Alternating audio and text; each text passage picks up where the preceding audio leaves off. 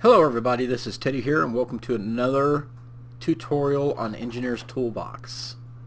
Today we're going to go over ore processing and how to set up the complete line to triple your ore output, actually over triple. The first thing you're going to need is to start the whole ore tripling process. You're definitely going to need to build a kiln. It is a simple structure. Let me get the sandstone bricks out. Limestone bricks, I mean. You're going to need limestone, so all that limestone you've been collecting, you didn't know what to do with, this is what you do with it. You start by building a 3x3. That's your base, hollow in the center. 4 corners. And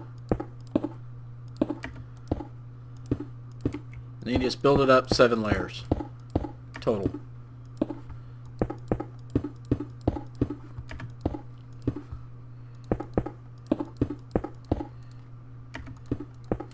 That should be 7. 1, 2, 3, 4, 5, 6. One more. Alright. Fail.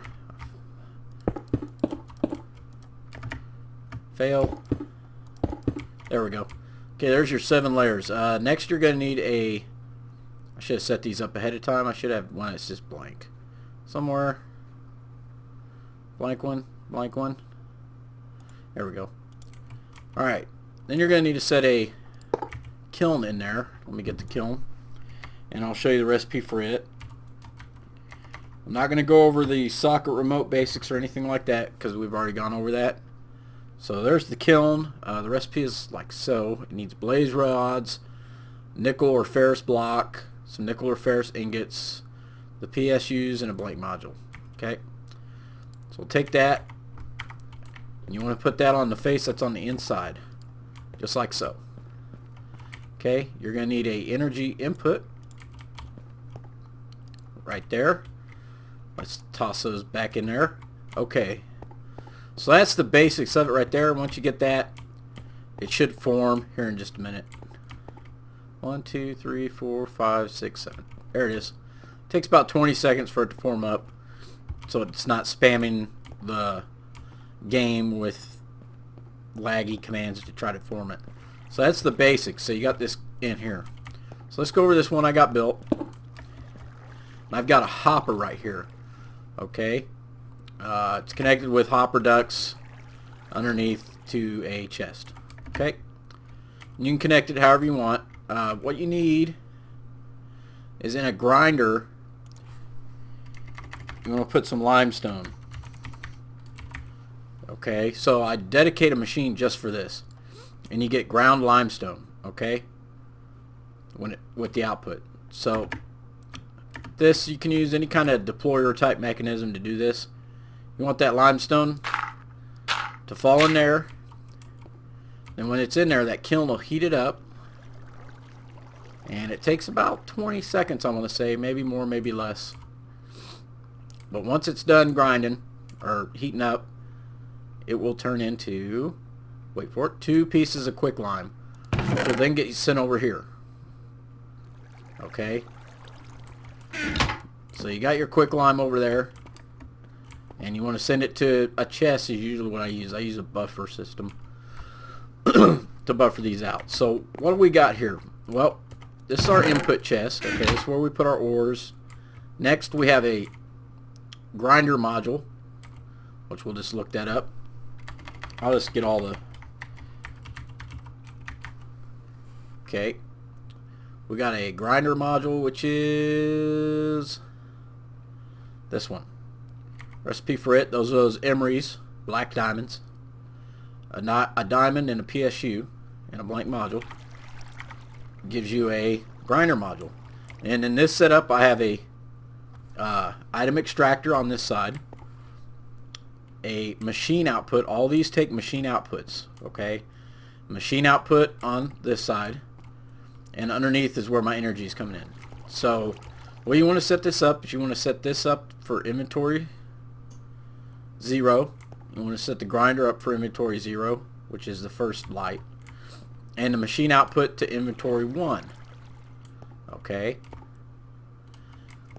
now that's going to grind up your ore and then send it over to the next machine, which is a machine multi-smelter. That's what it's called. Okay, I got an item extractor on the back. I have an item input on this side here. I have a machine output here, and I have the multi-smelter here.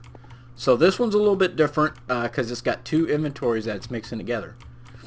So this one, this would be the item extractor. This is set to inventory 0. Okay, which the tank is corresponding to. The tank selector is what selects your second inventory slot. So I got that selected for inventory 0. This item input is set to inventory 1. So that's set to inventory 1. Remember these go 0, 1, 2. So that's set to 1. And the machine output is set to inventory 2, which is the third light. Okay? And these are just inventory interfaces on top so you can work with the inventory. If you have an empty hand and you right click, you'll get 1. If you right click again, it'll put it back in.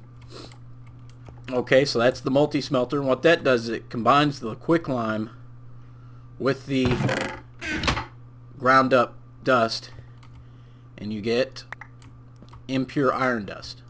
Okay, now this is a centrifuge. It's a pretty simple setup. It's got a item input, centrifuge, machine output. Okay, set up the same way. The item input is set to inventory 0, centrifuge is inventory 0, and the machine output is set to inventory 2. You could set it to 1, it doesn't matter. And what this does is it centrifuges out that impure dust and gives you 2 pure iron dust. Okay, so we'll put that back in there. And this is our furnace, so it's pretty simple furnace. It's got an item input set to 0, furnace set to 0, machine output set to 2, and outputs our ingots. And that's the quick and easy simple method of doing this. You can automate this. You just got to remember to whatever you set up here to have it set around 20 seconds before it puts a new piece in. So you can use the autonomous activator from thermal expansion. You can use the engineer toolkit one, which is the activator, I think. No, not activator. There's one in here. I can't remember the name of it at the moment. Not vacuum, not lava intake, not furnace, grinder. It might. Let's go over these. I completely lost my train of thought, and I thought I remembered what it was. It's not a machine output, it's an item output, I think. Nope, not that one. It's like that. Item ejector. Ejects item. Is that the right one? I cannot remember for the life of me which one it is, so let's try one. Okay. And it works on a redstone control circuit. See, that might not be it. Definitely not the item ejector. Yeah, it might be. Inventory to pull from. Okay, let's test it out. That's nothing better than science. Nothing better than science, because we're going to test it out real quick. Did I delete my socket? Okay, let's get it. Oh, there it is. It's so derpy sometimes. Alright, anyways, let's put our socket down. Let's put a ejector on it. Let's set it to inventory 1. Let's put the inventory interface on it. Okay, and we need to put a button. Let's get a button and put on there. Button. Okay, so we need to change that to that right there. 2. Let's change this to 1 and 1. Okay, those match up. Let's just put a piece of ground limestone in there. Let's come over. Okay, that didn't work. So it's not the ejector. It shouldn't be the item output.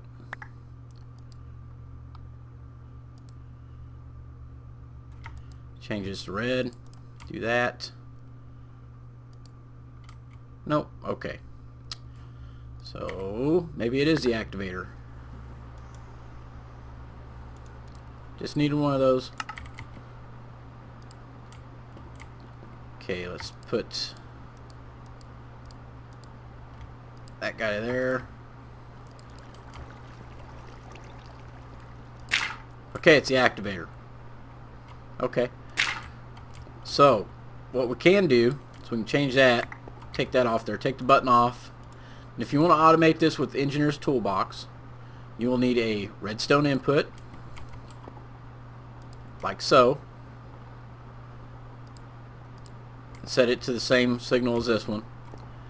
And then you can do this. Let's see. This is empty socket. Let's take a timer. Okay, now the timer will output directly off its face, so it's got to touch that. Okay. So to change this timer, we put it on, say, white. Let's do that right there. So let's pick that up. Let's put it down right there. And let's get some, let's just do yellow planks. Once that timer goes, it should activate this. There it is. And every so often it'll do that. It'll just spit it out. So you can set the timer to a time. Just delay it more and more with your white mode on your remote. And then it'll drop a piece of quicklime every once in a while. Awesome. Now I'm sure you could use a vacuum under here instead of a hopper, but yeah, hopper's cheap and simple. And also, just a tip, guys, you don't have to have these bottoms open. You can close them up just like so, and it'll still work. It doesn't really care. You just can't see it working unless you look down in it. So that's the quick and easy method of tripling your ores, maybe a little bit more than triple. I mean, we're up to double right now, so,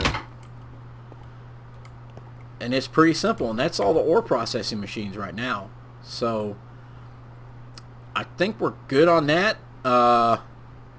And next time we'll go over power generation, because there is some interesting power generation techniques. But yeah, next time we'll go over power generation, including these guys here, the energy storage upgrade and the advanced energy storage upgrade, because this holds 10 million RF and this one holds 1 million. So you can upgrade any block to contain more power in it. Okay, so until then, next episode should be up in a few days. We'll just go over quick tips like this. I'll make each video real short, concise as I can. This one went a little over because of different things. Then we'll go over the basic redstone, I think, redstone functionalities, and then we'll go over some of the other machinery, the interfaces, the block update sensors, you know, the chargers, the water intakes, the lava intakes, springs, whirling blades, and things like that. The burner, which is interesting. So that'll be next episode, and it should be up in a couple days, guys. So until then, this is Teddy here. I'm out. Thanks for watching. I hope it helps.